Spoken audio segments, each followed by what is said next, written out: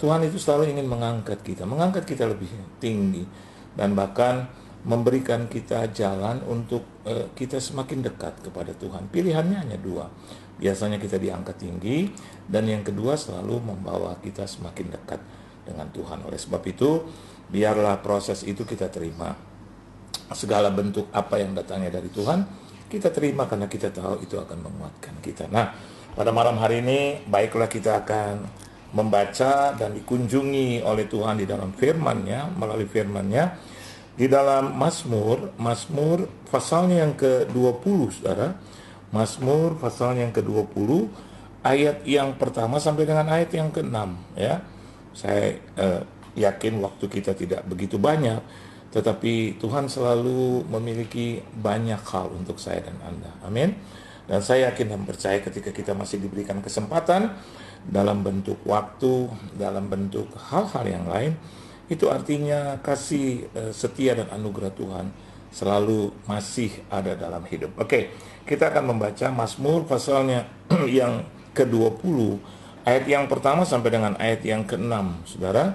Dan saya melihat bagaimana Tuhan mengunjungi kita semua dengan kemenangan yang tentunya menjadi jaminan dalam kehidupan kita. Yuk, kita baca bersama-sama di dalam Mazmur pasal yang ke-20 ayat yang pertama, ya, sampai dengan ayat yang ke-6, ya.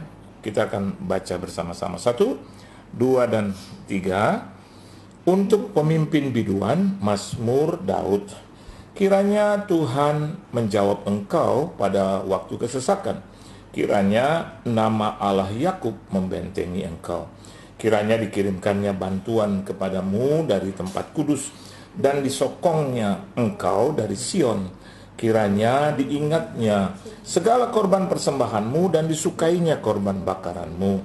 Kiranya diberikannya kepadamu apa yang kau kehendaki, dan dijadikannya berhasil apa yang kau rancangkan. Kami mau bersorak-sorai tentang kemenanganmu, dan mengangkat panji-panji demi nama Allah kita. Kiranya Tuhan memenuhi segala permintaanmu. Sekarang aku tahu bahwa Tuhan memberi kemenangan kepada orang yang diurapinya, dan menjawabnya dari sorganya yang kudus dengan kemenangan yang gilang gemilang oleh tangan kanannya. Amin, saudara.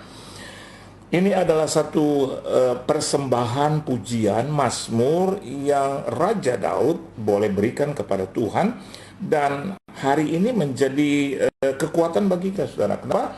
Karena Daud itu adalah seorang raja yang besar, dan dia tahu how to treat God, and he knows exactly how to worship, how to praise God. Ya, saya mau katakan buat saudara, selama di dunia ini memakai dengan senjata, dengan kekerasan, ya, atau memiliki peralatan-peralatan yang canggih, biasanya itu negara atau bangsa-bangsa akan berbangga, saudara.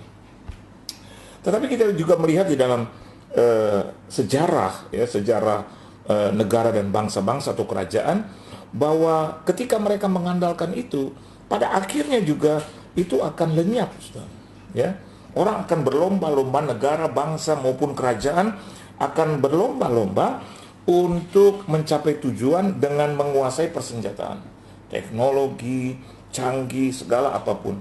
Tetapi di dalam peranannya, di dalam perjalanannya, kita bisa melihat bahwa itu bukan segalanya. Dan Daud sadar itu. Daud sadar bukan hanya tentaranya yang hebat, bukan peralatannya yang canggih, tetapi yang saya pelajari di sini bahwa dia selalu mengagungkan Tuhan in his worship. Ini yang menjadi sesuatu yang sekarang agak beda gitu, ya. Banyak orang tetap masih mengandalkan kekuatan, power, ya, kuasa yang bersifat gitu, atau berdasarkan peralatan-peralatan atau kecanggihan, dan itu memang tidak salah, tetapi pada akhirnya juga akan disaingi dengan yang lain. Tetapi ketika saya dan Anda kuat di dalam penyembahan, ya, bagaimana menyembah Tuhan dengan benar, maka kita bisa melihat dari contoh kehidupan Raja Daud. Dia menang. Dia tidak pernah kalah di dalam kehidupannya, khususnya di dalam peperangan. Saudara. Oleh sebab itu, kalau kita melihat Mazmur pasalnya yang ke-20 ini mengajarkan a prayer for victory in battle. Jadi ini adalah satu doa ya untuk kemenangan di dalam pertempuran, saudara. Ya. Kalau hanya di dalam peperangan itu secara majority atau di dalam kapasitas yang besar. Tetapi dalam kehidupan kita sehari-hari yang penting adalah bagaimana saya dan Anda bisa memenangkan satu pertempuran demi pertempuran. Peperangan itu dalam hidup, saudara, besar. Dan Yesus telah berperang ganti saya dan Anda. Dan dia telah mengalahkan segala sesuatu. Nah, bagi saya dan Anda sekarang, kita harus bertempur dari satu hari ke hari yang lain. Dan Daud ini sadar, oleh sebab itu dia berdoa seperti ini, a prayer for victory in battle. Ya. Bahkan doa seperti ini akan menolong saudara, menolong kita mempersiapkan segala bentuk tantangan besar apapun. Dengan berdoa seperti ini, dengan berserah seperti ini, memuji, membesarkan dan memuliakan Tuhan, menyembah Tuhan seperti ini menolong kita untuk mempersiapkan diri khususnya di dalam menghadapi tantangan-tantangan yang besar. Daud atau Raja Daud itu tahu bahwa dengan kepercayaan, that trust should be placed in the Lord more than in human power. Bahwa dia harus menempatkan kepercayaan kepada Tuhan itu melebihi daripada kekuatan dan kuasa manusia apapun. Oleh sebab itu dia menjadi raja yang besar. Dan keunggulan Daud bukan di dalam hal senjata. Bagaimana dia bisa menang di dalam pertempuran dengan Goliat, ya. Kita melihat tidak dengan senjata yang canggih, tetapi bahkan seperti kelihatannya senjata yang tradisional, ya. Hanya dengan batu. Ini kan sesuatu yang mustahil gitu. Tapi dengan yang seperti itu, Tuhan ingin mempertontonkan kepada Daud dan kita. Bahkan Daud ingin mempertontonkan kepada bangsa Israel dan kita bahwa sesungguhnya persenjataan yang canggih itu belum tentu memenangkan pertempuran, even peperangan.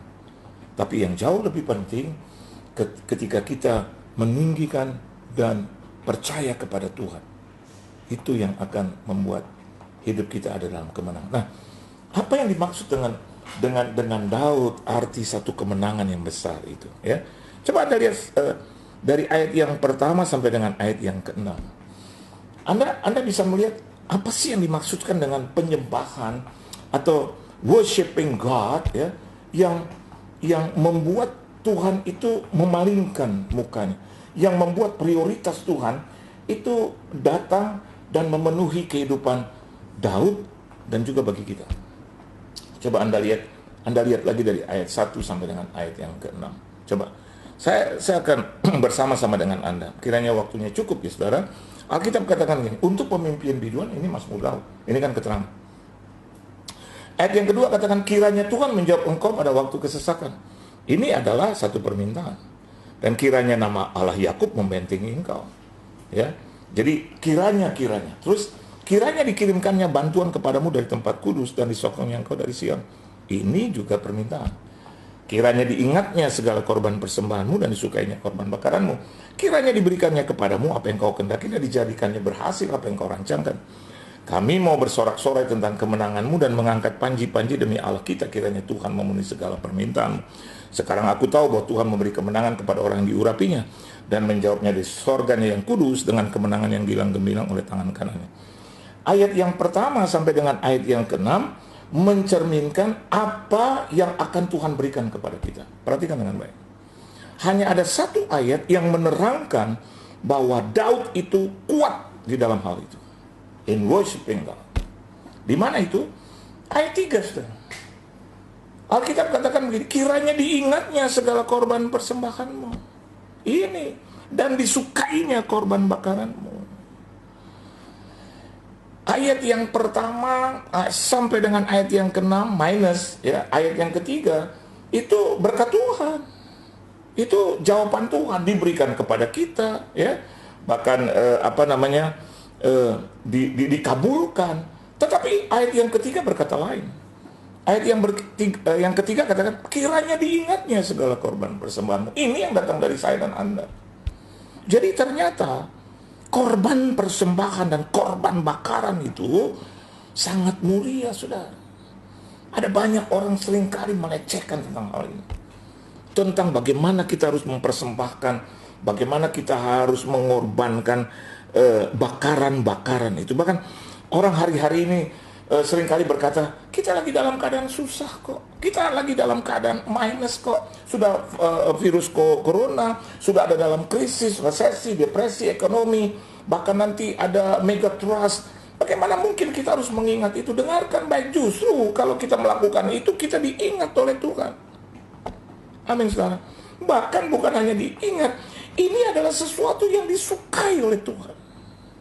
Baca lagi. Kiranya diingatnya segala korban persembahan. Di dalam bahasa yang lain, saya bacakan buat saudara, may he remember all your sacrifices and accept your burnt offerings. Ada dua hal di sini bicara tentang sacrifices and offerings. Dan ternyata sebelum Mazmur ini boleh diberikan kepada kita, coba kita melihat di dalam kitab Ulangan, saudara. Ulangan pasal yang ke-12. Ulangan pasal yang ke-12. Coba kita baca sama-sama di sini. Ulangan pasal yang ke-12. Ulangan pasal yang ke-12.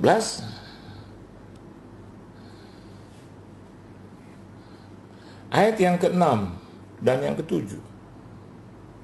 Mudah-mudahan. Nah, ayo coba kita baca bersama-sama, saudara. Ulangan pasal yang ke-12 ayat yang ke-6 dan ayat yang ke-7. Ayo kita baca sama-sama, 1, 2, dan 3. Kesanalah harus kamu bawa korban bakaran dan korban sembelihan.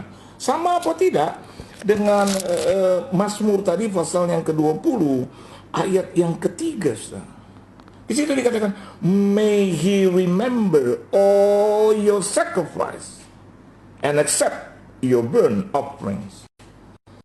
Di dalam bahasa yang lain, Ulangan pasal yang ke-20 itu, saudara, 12 itu ayat yang ke-6, saya bacakan, and thither you shall bring your burnt offerings and your sacrifices. Sama ya. Oke, kita kembali lagi ke dalam Ulangan itu.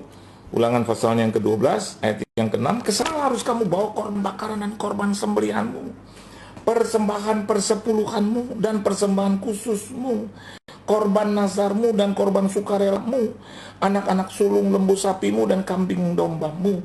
Di sanalah kamu makan di hadapan Tuhan Allahmu dan bersukaria, kamu dan seisi rumahmu, karena dalam segala usahamu kau diberkati oleh Tuhan Allahmu. Jadi ketika kita mempersembahkan korban bakaran, ya, korban persembahan, offerings dan juga sacrifices, ya, maka kita bisa melihat hati kita ada dalam keadaan sukacita, bersukaria. Bukan hanya kita, tetapi kita harus ajarkan dan sebarkan itu ke isi rumah kita. Kemarin ada seseorang yang berkata kepada saya, Pak, saya ingin memberkati pekerjaan Tuhan dan pekerjaannya. Saya tanya, kenapa kamu mengatakan seperti itu? Karena saya pernah berjanji kepada Tuhan, kalau Tuhan memberkati aku dengan pekerjaan, maka aku akan memberkati kembali Tuhan dengan persembahan sulungku.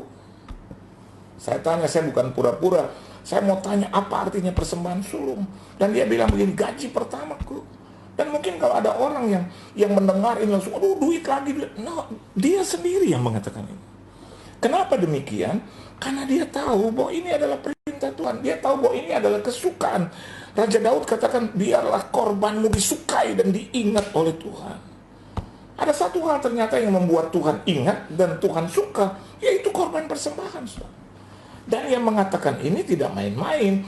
Yang berkata ini adalah siapa? Raja Daud. Wow, luar biasa ini. Dan bahkan saya mau katakan, bos, ini adalah sesuatu yang luar luar biasa. Sesuatu yang sering kali kita tinggalkan sekarang. Orang sekarang lagi bergulat, bertengkar hanya soal uang, soal berkat dan berkat dan berkat. Saya mau katakan buat saudara, ini adalah berkat yang diturunkan Tuhan kepada kita. Alkitab katakan di ayat yang ke-7 dari Ulangan pasalnya yang ke-12, karena dalam segala usaha engkau akan diberkati oleh Tuhan. Dan kalau kita kembali lagi di dalam Mazmur pasalnya yang ke-20 itu, may he remember all your sacrifices. Jadi seberapa kecil atau besar apa yang kita korbankan buat Tuhan, maka Raja Daud katakan, may he remember, biarlah dia mengingat itu. May he remember all your sacrifices. Sekecil, sebesar apapun pengorbanan kita itu kepada Tuhan dan kepada pekerjaannya, Tuhan ingat itu. Diingat itu, saudara. Bahkan ayat yang keempat, kiranya diberikannya kepadamu apa yang kau kehendaki. Wow.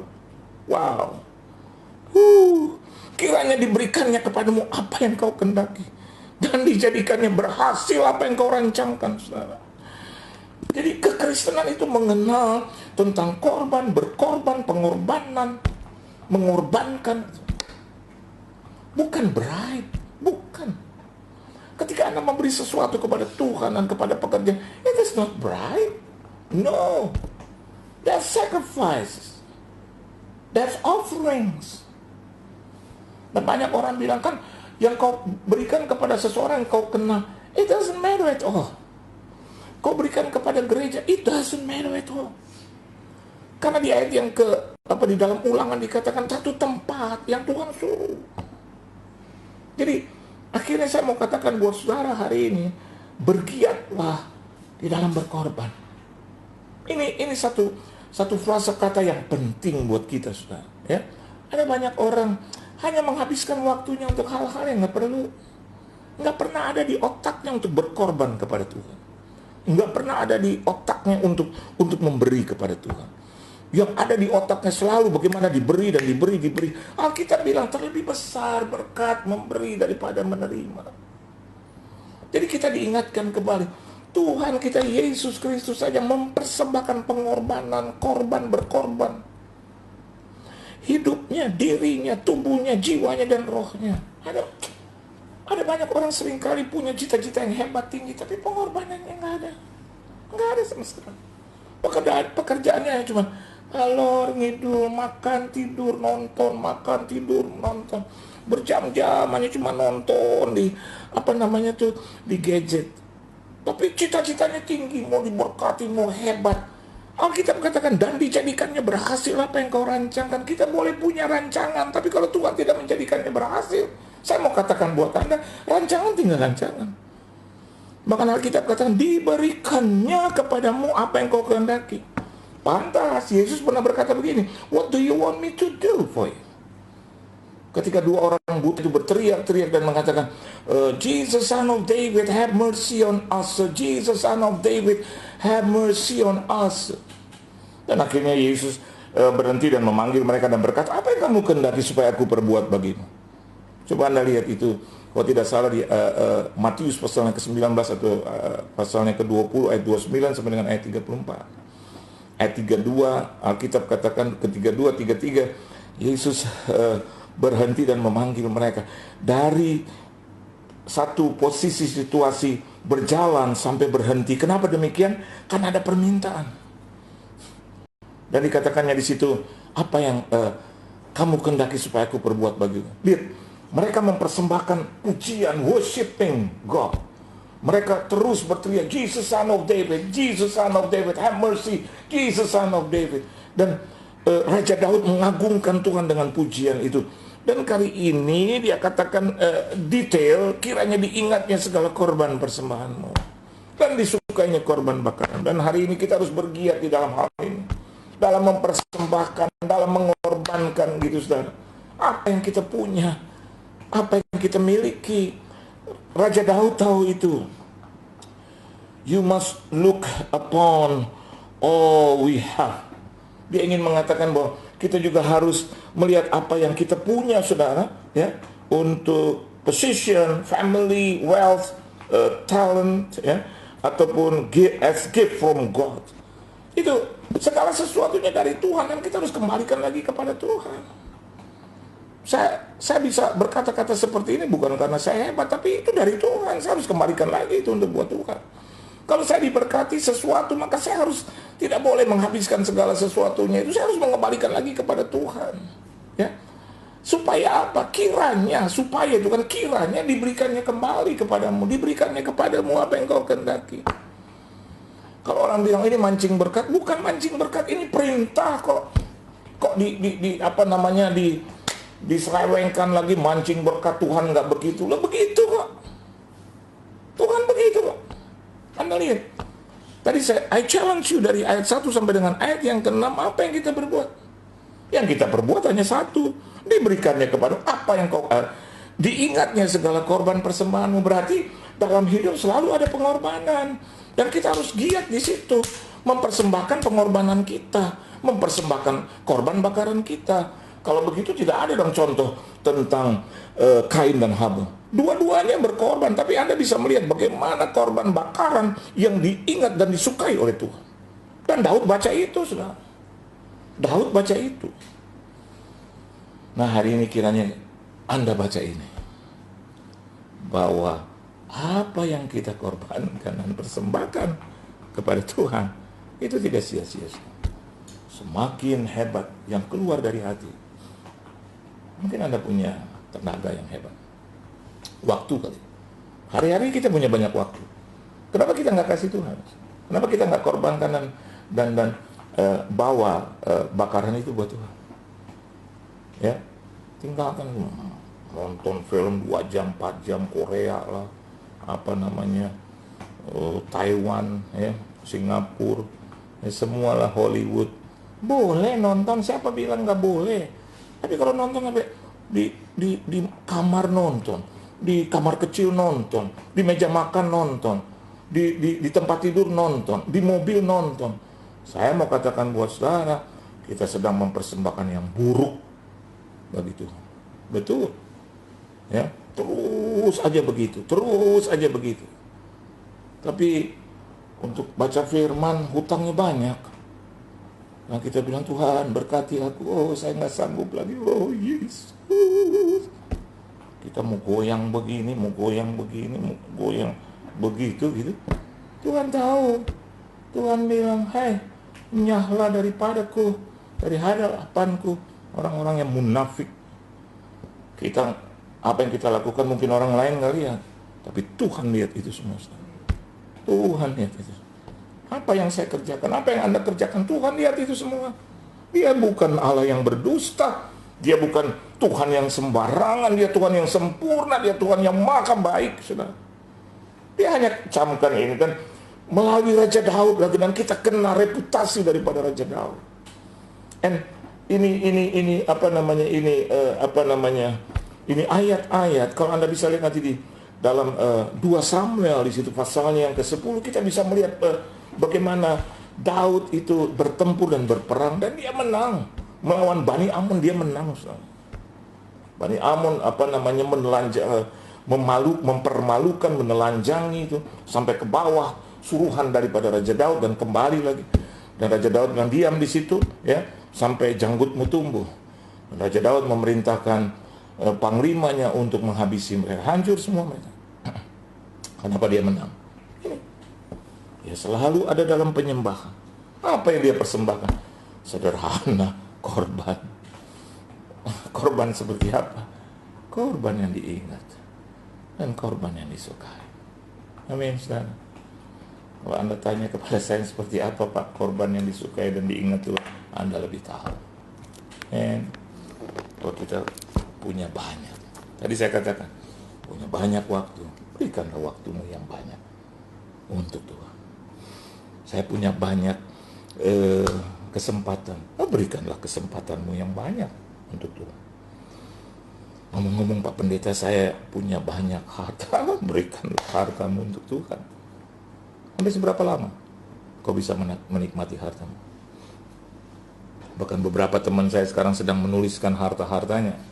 Nah, mereka sudah di atas 50 tahun, 60 tahun. Ada yang sudah menjelang 70.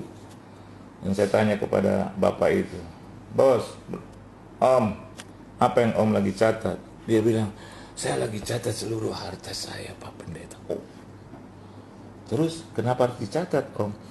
"Ya saya punya 5 anak." "Oh, saya punya 12 cucu, Pak Pendeta." "Oh ya, terus?" "Supaya mereka tidak ribut." Amin. Saya lihat itu satu tindakan yang baik. Tapi ketika dia selesai dengan itu, terus dia bilang, "Pak Pendeta mau baca?" Saya bilang, "Gak usah, Om. Ya, tapi saya sebut ini 5, saya bagi sesuai dengan kebijaksanaan, marifat dari Tuhan." Amin. Terus saya bilang, "Buat anak-anaknya?" "Iya. Dan buat istri saya." "Oh iya." Saya tunggu dia punya ucapan yang satu, tapi kiranya dia tidak ucapkan. Kami diantar sampai di pintu, dan dia bilang, "Pak Pendeta doakan saya untuk kesehatan." Amin. Dan saya doakan dia, saya tambahkan, "Terima kasih Tuhan untuk usia panjang buat Om ini, kiranya dijauhkan dari sakit penyakit, dan kiranya dia juga telah memberikan yang terbaik buat keluarga, buat istri dan anak-anak dan cucu-cucu, dan kiranya dia juga boleh mempersembahkan yang terbaik bagi Tuhan dan bekerja." Kita berpikir dengan membagi harta kita kepada seluruh keluarga kita, maka persoalannya selesai. Amin. Tapi dia punya begitu banyak. Kenapa dia juga tidak sisihkan untuk Tuhan dan pekerjaannya? Lagi di surga, surga nggak dihitung lagi. Kenapa? Surga itu berlimpah-limpah. Harta kita hanya laku di muka bumi. Dan yang kedua, pada saat kita masih hidup. Wah, setelah selesai, dipeluk saya dan dia bilang, "Saya akan di sini." "Maksud Om?" "Iya, saya juga harus bagi buat Tuhan." Saya bilang, "Bukan bagi, Om. Karena Tuhan tidak suka berbagi. Dia tidak suka istilah berbagi. Berbagi itu setengah-setengah, 60-40, 70-30. Tapi istilahnya lebih baik buat Om, mengembalikan, memuliakan Tuhan dengan hartamu." Wah, dia bilang, "Terima kasih Tuhan. Terima kasih Pak Pendeta untuk penyegarannya." Amin. Dengarkan baik, saudara. Korban persembahan kita, korban bakaran kita, itu yang diingat dan disukai oleh Tuhan. Mari kita berkorban dan kita mempersembahkan yang terbaik untuk hormat kemuliaan nama Tuhan. Tuhan Yesus memberkati saudara. Maju terus dalam Tuhan, dan kiranya firman ini memberkati kita semua. Haleluya.